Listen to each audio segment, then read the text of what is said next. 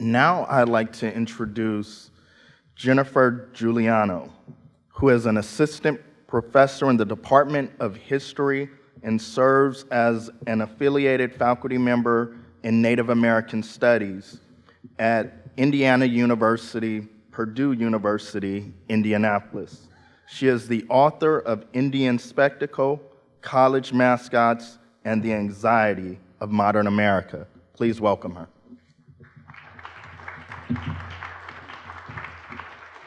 Good morning. As I start my remarks, I want to note that we're standing on native land, or sitting, in your case, on native land, in the shadow of buildings built by slaves, and that my presence here is, in effect, the work of dozens of historians, sociologists, activists, political scientists, journalists, doing 30 years of work on the significance of mascots and why they matter. So in the brief amount of time I have with you this morning, what I want to argue to you is that history matters because it has contemporary consequence. And it's an honor to go after Kevin, because as a historian, having someone explain the history of a lot of the forces of colonialism before you even get to the stage is like, I could have done 20 minutes just on that. So I appreciate that he sort of so eloquently spoke on those issues. This morning, what I want to actually start with is recent work that's been done with psychological studies. When we think about mascots, oftentimes we think of them as entertainment. We think of the billion-dollar, professional sports industry. We think of the billion-dollar college sports industry. We think of what is coming to be a billion-dollar industry for K through 12 kids, buying gear and participating in travel sports teams.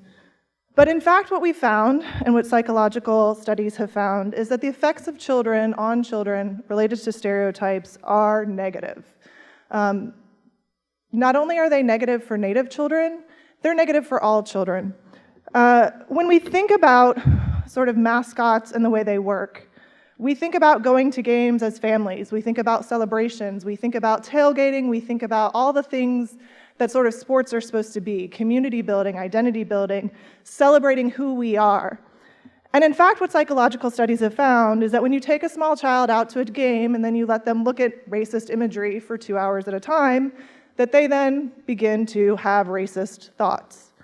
So what does this mean? That we're taking children who are very young, exposing them to racist symbology, and then saying, but don't be a racist when you grow up, right? This is the irony of sort of how we train and educate children. When we think about these issues of sort of bringing children up, of thinking about sort of the impacts of these things, this is why history matters. We need to explain to children that there's a nuance to what being Native means, that there's a history of colonialism, and we need to educate you about the differences between tribes. So how many people know the difference between a Cherokee and a Choctaw, or a Miami and a Pawnee, right? So we honor and we respect our Native peoples when we wear our garb, but when I ask you, what does it mean to be Miami, you can't really answer that question.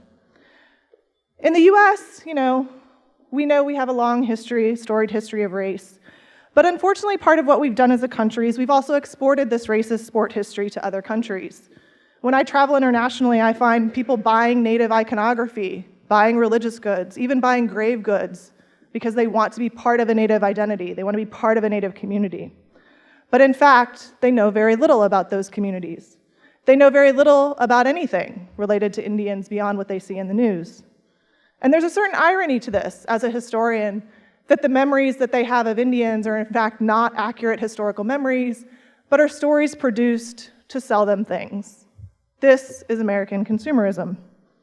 As we think about this panel on memory and mascots, I want to offer a couple of corrections. So when I told my mascot, we all have a listserv, when I told my mascot colleagues that I was the one coming to sort of be the sort of historian voice, talking for many of us who do this work, everybody wrote to me and said, you have to tell them all the corrections. There's so many corrections to the stories. You have to give them the list.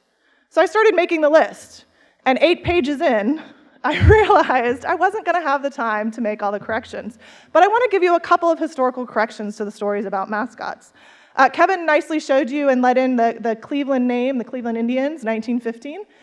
So if you ask the Cleveland franchise how they got their name, they'll tell you that they were honoring Napoleon LaJolie, a baseball player who was of indigenous descent. They'll tell you that it was really very much about sort of, wanting to make sure that his success as a ball player was remembered in the city of Cleveland. What the city doesn't tell you and what the franchise doesn't tell you is that, in fact, they weren't really honoring Napoleon La Jolie so much as a bunch of sports writers who were trying to sell the Sunday sports page needed to increase their revenue. And so they got together a little naming committee, and they weeded through names until they found one that they thought would sell the most newspapers. So it wasn't really about honoring Napoleon La Jolie so much as it was appealing to white Cleveland residents who might buy their paper.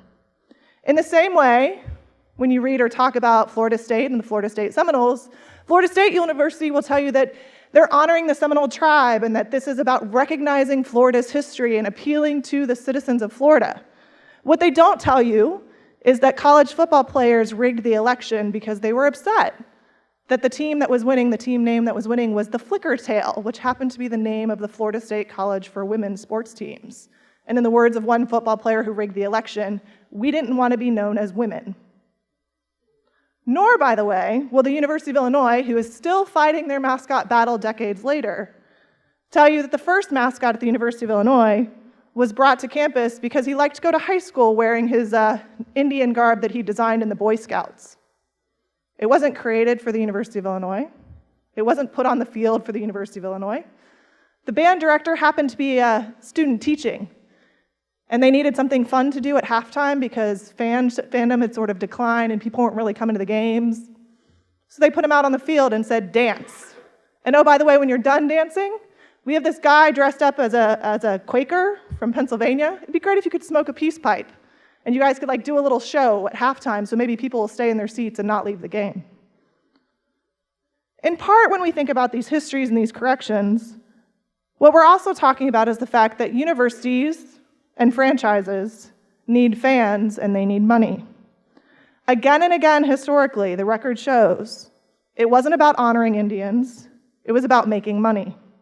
And in fact, the University of Illinois went so far to make money that they commissioned famous composers to create sounds of Indianness that they could perform to. And then they created a band camp where they brought thousands of band directors to town to learn how to create their own sounds of Indianness. So I don't know if you've ever spent time looking at native mascot images. They all tend to look relatively similar. That happens to be because the Bandmasters Association was training them all to create Indianness in the same way. So what does this mean for us? What this means for us is that mascotry really isn't about history. It's really not about these individuals that are being honored. Mascotry is really about making money on the backs of Native people, which unfortunately is our history. As we stand here in a building that is incredibly beautiful and is so great, come visit, on lands taken by treaty and by force from Native peoples. The consequence to these images for us are very clear. We know they hurt children, Native children, white children, African American children, Asian children, any international child. These images hurt. But they also hurt us as individuals. The consequence of Native mascots and their histories is again and again the message that ethics is trumped by money. And that importantly, what Native peoples are doing don't matter as long as you can go buy your beer, eat your hot dog, and celebrate things. As my time runs out, I want to suggest to you, what would happen if we changed the conversation? What if on this panel we weren't just talking about the history of mascots and how to memorialize them, but we were doing so standing in South Dakota, where they're currently fighting for water rights?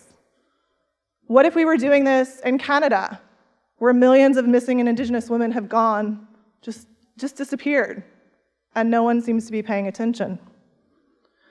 We're privileged to be having this conversation because there's a bigger war going on about who we are, about how we got here, and about where Native peoples are going to be. There are communities without water, communities without power, and we spend our time talking about professional sports. What message does that send to our children that we care less about the people and more about the money? Thank you.